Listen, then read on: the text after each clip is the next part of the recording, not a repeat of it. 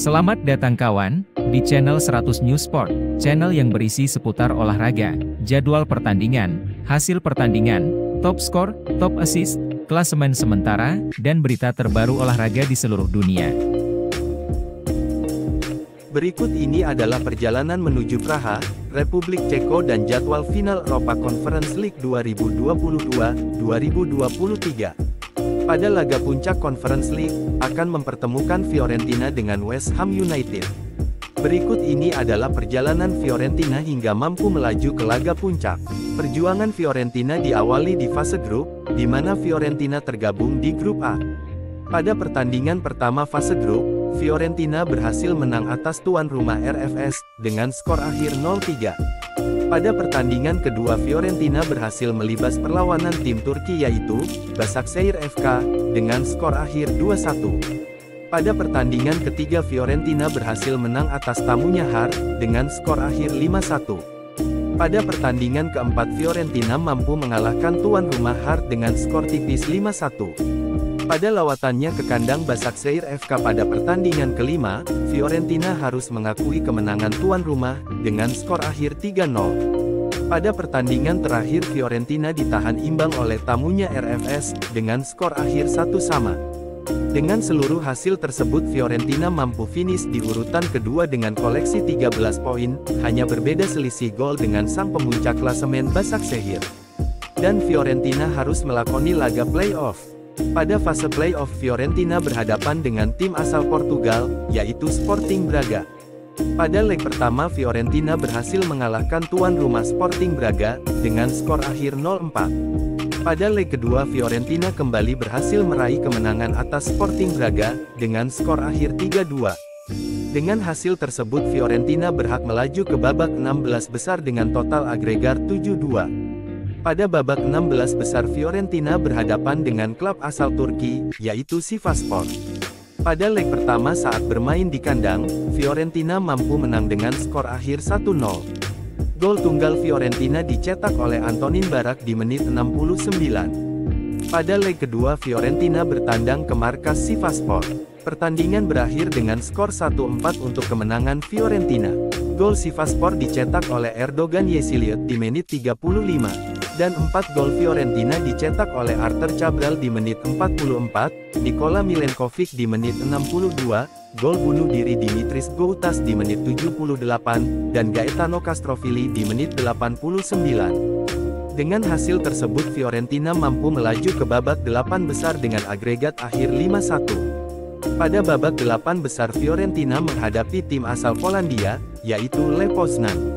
Pada leg pertama Fiorentina mampu menang atas tuan rumah Lech Poznan, dengan skor akhir 1-4, 4 gol Fiorentina dicetak oleh Artur Cabral di menit 4, Nicolas Gonzalez di menit 41, Giacomo Bonaventura di menit 58 dan Jonathan Ikone di menit 63, sementara 1 gol Poznan dicetak oleh Christopher Velde di menit 20.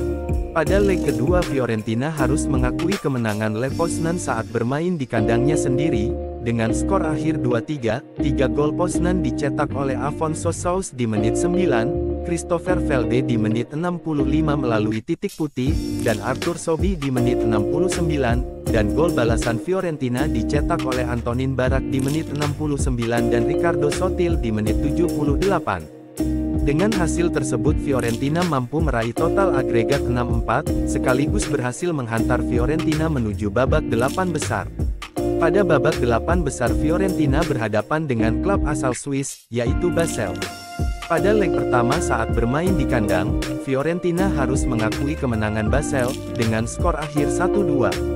Gol Fiorentina dicetak oleh Artur Cabral di menit 25, dan 2 gol Basel dicetak oleh Handi Diouf di menit 71 dan Zeki Amdouni di 2 menit tambahan waktu babak kedua. Pada leg kedua Fiorentina bertandang ke markas Basel. Pertandingan berakhir dengan skor 1-3 untuk kemenangan Fiorentina. Gol Basel dicetak oleh Zeki Amdouni di menit 55, dan 3 gol Fiorentina dicetak oleh Nicolas Gonzalez di menit 35 dan 72, dan Antonin Barak di menit 129. Dengan hasil tersebut Fiorentina mampu melaju ke babak final dengan agregat akhir 3-4. Sementara perjalanan West Ham United hingga sampai ke babak final, dimulai di fase grup, di mana West Ham United tergabung di grup B. Pada pertandingan pertama pada fase grup, West Ham United mampu mengalahkan perlawanan tuan rumah FCSB, dengan skor akhir 0-3. Pada pertandingan kedua West Ham United mampu menang atas tamunya Silkeborg dengan skor akhir 1-0. Pada pertandingan ketiga West Ham United kembali mampu meraih kemenangan saat menjamu Anderlecht, dengan skor akhir 2-1. Pada pertandingan keempat West Ham United mampu menang tipis atas tuan rumah Anderlecht, dengan skor akhir 0-1. Pada pertandingan kelima West Ham United mampu menumbangkan perlawanan tuan rumah Silkeborg, dengan skor tipis 2-3. Pada pertandingan terakhir West Ham United mampu meraih 3 poin, setelah mampu mengalahkan tamunya FCSB, dengan skor meyakinkan 3-1. Dengan seluruh hasil di fase grup, West Ham United mampu bertengger di puncak klasemen dengan koleksi 18 poin, dengan menyapu bersih semua pertandingan dengan kemenangan. Pada babak 16 besar West Ham United menghadapi tim asal Siprus, yaitu Laenaka. Pada leg pertama West Ham United mampu mengalahkan tuan rumah Laenaka, dengan skor akhir, 0-2. Gol West Ham United dicetak oleh Michail Antonio di menit 36 dan 46.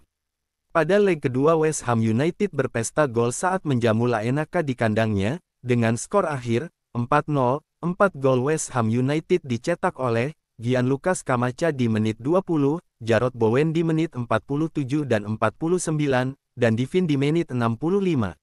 Dengan hasil tersebut West Ham United berhak melaju ke babak 8 besar dengan total agregat 6-0.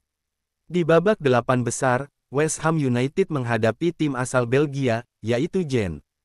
Pada leg pertama, West Ham United berhasil menahan imbang tuan rumah Genk, dengan skor akhir 1-3, 3 gol West Ham United dicetak oleh Danny Ings di menit 48, sementara gol balasan Genk dicetak oleh Hugo Kuipers di menit 56.